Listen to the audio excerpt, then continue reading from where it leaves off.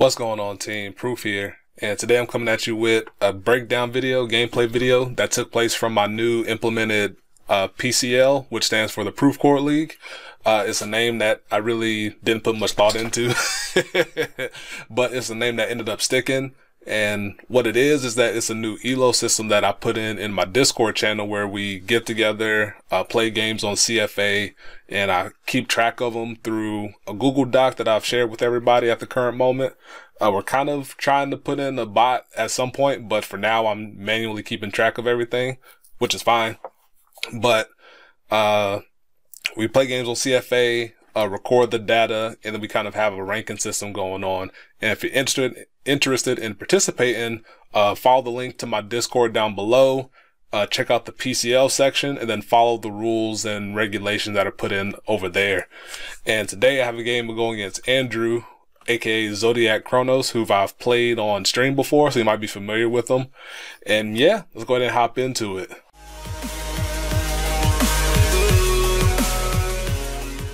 So the league follows the most updated official version of CFA, and which means Gear Chronicle is available, and Andrew chose to bring that. And this is my first time playing against standard Gear Chronicle. I am aware of what the cards kind of do and how they kind of filter their hand out and draw cards and bind, try to get to the threshold benchmarks for their big cards such as Mystery Flare Dragon and sometimes Idealized Dragon. And kind of coming into it, I kind of want to stick to the standard spike gameplay. The deck list that I'm using is from my Angela video, kind of incorporating Angela to where it's the 15 grade 1 version of the deck. You trying to get Angela as active as often as possible and making use of the cards there. And I had a pretty standard hand. I had the turn 2 spike bouncer trying to fish for the cards, and I called out Gyroslinger here just because my hand was so packed with grade 3s. Unfortunately, I checked, or not checked, but as you can see here, it's a heal and a draw. So I called the heal because I figured the draw might be handy later, and it still gets a 10k boost, so it hits a perfect number on his Vanguard. Kind of put him in a position to maybe use one of his cards or risk it. So he takes all 3 of those, puts me in a good spot coming out of my grade 2 turn. And this card here, Lost Break Dragon, is quite a threat just because it can help set up his bind zone for being able to use his grade 3s a lot faster. Not grade 3s, his grade 4s a lot faster.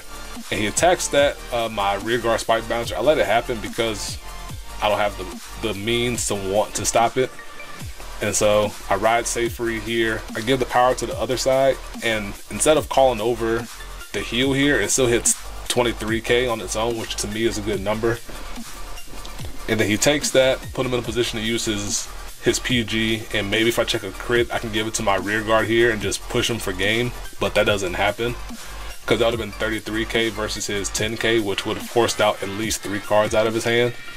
So now I have Angela ready to go. So as long as he gives me a counter blast and not Juggernaut Maximum sticks around for a turn, I'll have an active Angela going into my next turn, which to me is pretty good. And he unfortunately had such an awful hand. He had the triple drop grade 1s for Striding. So he goes to Mystery Flare here, and he has a total of 6, so he only gets the additional drive. But he does get the draw from riding on top of what's that dude's name? Ooh, not him. Yeah, him. I thought he had a different name. It's like Lost something Dragon. I think it's a mistranslation. To me, I think it is. Regardless, he only had enough for the +1 drive, so I took it just to give myself a damage so I can use General Safe Free next turn without any issues. Hits a crit, so I can use it. I can use Safe Free up to twice if I really wanted to. Lost Legend, that's right. Go in the main phase, put in a Jugs, call out a Jugs. He gets the additional boost. And then here I use Safe Free to absorb this Gyroslinger, call it behind this Juggernaut Maximum here. Because this Angela was going to go over here now, and then this other maximum was going to go here. So trying to maximize the numbers the best way I could think of. Well, also use the Gyro Singer here. It wasn't necessary. I think that was a waste of a card.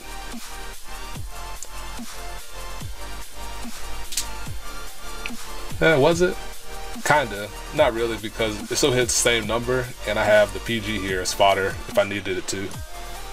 It's not really a waste now that I'm thinking about it. And he goes ahead and takes it because he doesn't have the means to stop all my attacks. But he does get the heal, but I hit the crit, so it didn't really matter. So that was into game 1. That puts me up 1-0. These are best 2 out of 3, so we're going to go ahead and hop into the next game. I'll be right back with that. So in my league, loser chooses who goes in the subsequent game. So Andrew chose to go first, and then now I had kind of a better idea of what he was going to be doing with his deck, which was trying to filter as effectively as possible with some of his grade 2s and grade 1s to try to reach the benchmarks as fast as he could.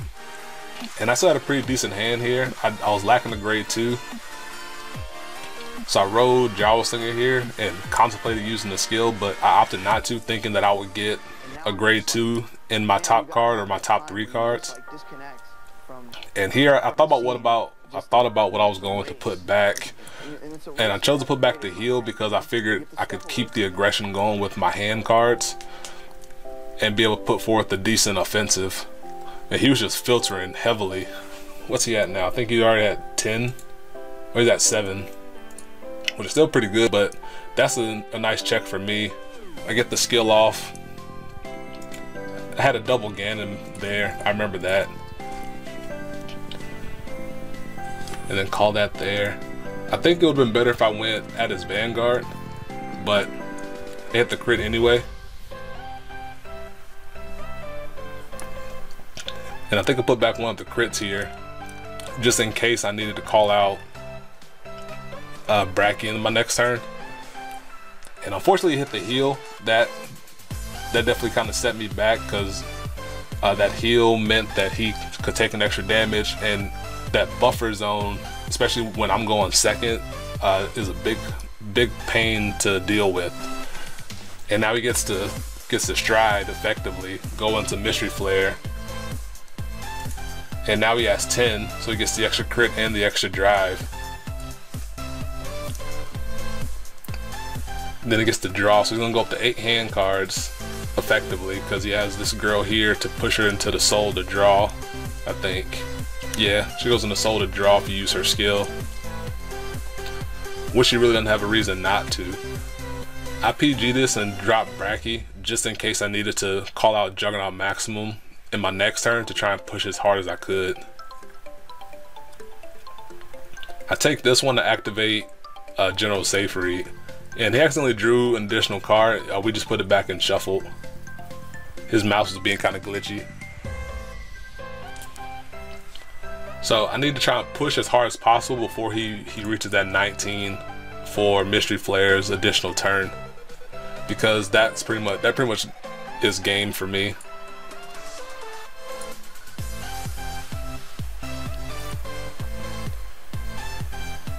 I use Wonder Boy to call it behind Vanguard to give it and make it as big as possible. Try and push as hard as I could.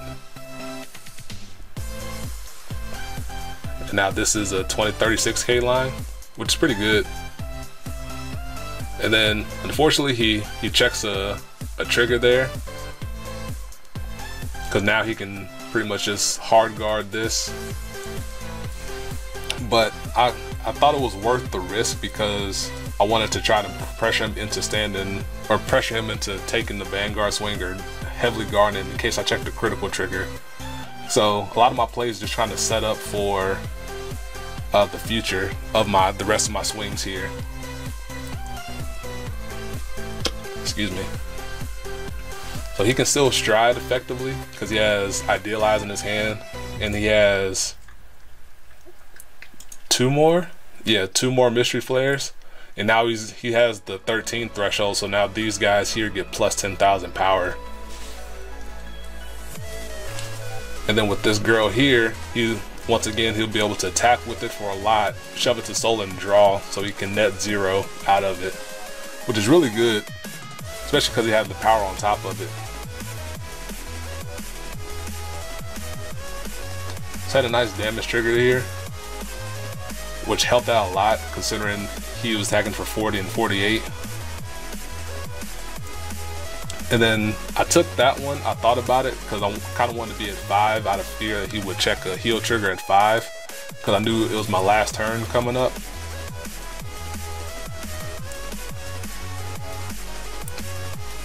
And then same thing here, I kind of thought about it, because it's 48, which is the perfect number, so it would have taken 2 cards to stop it.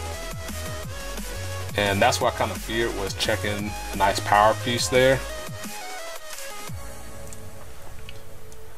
So with this being, I missed a step here, but I go back and correct it. I meant to ride first before calling out Spike Bouncer, but I realized it soon, so I just went ahead and did it. And we were cool with it. We understood the intent. And I was trying to dig here for Angela because I wanted to get that push through power throughout the rest of his hand. But I didn't get it, landed Juggernaut Maximum. It's all good. And then here I was just trying to figure out how to maximize my numbers. The bad thing about hitting maximum here was because it was my last maximum in my deck. Because I have 1, 2, 3, and then, I'm sorry, this was the last one. So I couldn't double up on maximum with safe read to have 2 43k maximums, which would have been a nice number to have. And then once again, I was debating if I wanted to go Vanguard first or go here first. And they had the PG anyhow. The heal kind of didn't matter,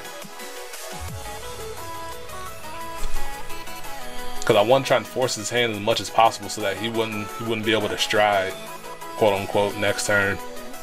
But he had a grade 2 and a grade 1, and this grade 1 girl here helps him dig. So he had it regardless, and he was now at 4, 7, 10, 13, 17, 19 exactly.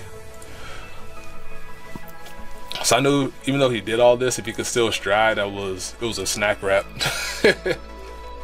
Excuse me. So I kind of let him go through the motions, kind of understand more about what the deck was trying to do, especially because I knew we were getting ready to go into game 3. So I kind of scooped it up right there. Because he had this pseudo stride card. Well, basically Stride Fighter card. Really good card. But that's the game 2, and go ahead and go into game 3. Alright, so I chose to go first, and as always I'm trying to get maybe a Ganon starter, maybe a Spike Bouncer on the drop, but that wasn't the case here. My hand was kind of ho-hum, but I did get Ganon off rip, and I chose to get Spike Bouncer. And here I'm able to show you guys my favorite formation early game coming up, which is the handy Ganon in the back, Angela on the side with a Bracky on the side here, because it puts your opponent in a weird spot to either take it and let me get the Ganon draw filter, and which powers up Angela, which negates the fact that he hits the trigger anyway, or he has to stop this and risk me still hitting with both of those two sides. And I kept the cards that I did because I knew how much of a threat these two cards are, that I wanted to protect them at all costs, basically. And he was getting ready to swing, let it happen to hit where he can backtrack real quick, and he got that card out, which makes him put maximum pressure on my rear guard sides here. But I wasn't gonna let that happen because I knew how valuable of a piece Angela was. And then those damage checks meant he was down 2 mystery flares, unless he's able to have one of the cards that puts a card back from his drop to the bottom. And now Angelas are active because I rode one, and then I was able to resolve Bracky without issue.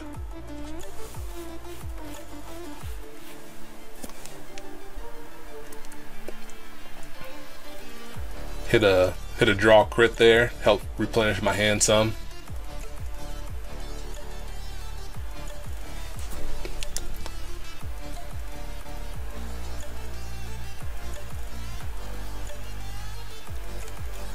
And then he's currently at 6, so he gets the additional drive.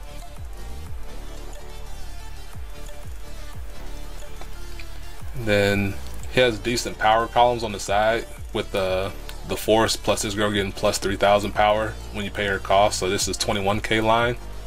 He's probably needs to get the additional draw, which he did.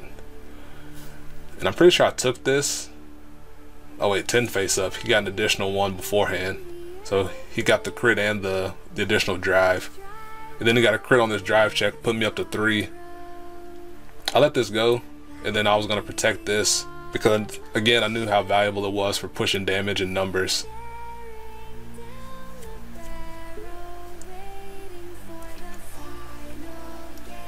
So now with 3 damage here, I'm down 3 Angela. So I got 1 Angela left to use it with safe read if I so choose. And then get out the Juggernaut Maximum here, get it with that nice beefy power, and then resolve the Angela call over here because this one was active and then this was on the 4 circle. So I pretty much hard commit for everything with him having 5 cards in his hand. So it's 33, 48, 53. I don't know if I misdistributed my power because that's 61 and then this was 51. Probably would have been better off putting this Angela over here. But I hit a crit, which was a good, decent chance because, well, not really. 1, 2, 3. I had 5 left in deck. But I did filter. I tried to filter as heavily as I could to get cards out of my deck, so the odds were decently in my favor. And then he was reliant on him drawing, based on his hand, he had to draw a grade 2 or what's this guy's name? Wedge move dragon to be able to stride. So depending on what he saw, I was still in a decent spot here, even though I was at 3 damage here, and he had, what's this, 10 in bind. So he would have the additional draw and the additional drive, the additional crit. And so if he was able to stride, he would have had to hit a critical trigger on his drive check. And based on the info we got in the last game, he played at least 7 crit. He probably went 6 and 6 split because I saw the little monkey in the last game. So I thought the odds were still decently in my favor despite hitting the crit there to be able to survive his next turn, depending, because I still had damage checks on my side and all that jazz and whatnot. But that'll do it for this game. And the best of 3 that we did, I ended up winning this match. So I took some of Andrew's points and dropped him down. I ended up moving up to 2nd in the current ranking, or at least at the recording of this video. And yeah, if you guys want to take part in the league, follow the link down below. And hope you guys enjoy. I want to do some more for some of the other games that I find interesting on the standard and on the premium side, because there's both formats available. And yeah, that'll do it for me. Until the next one, peace. Be easy.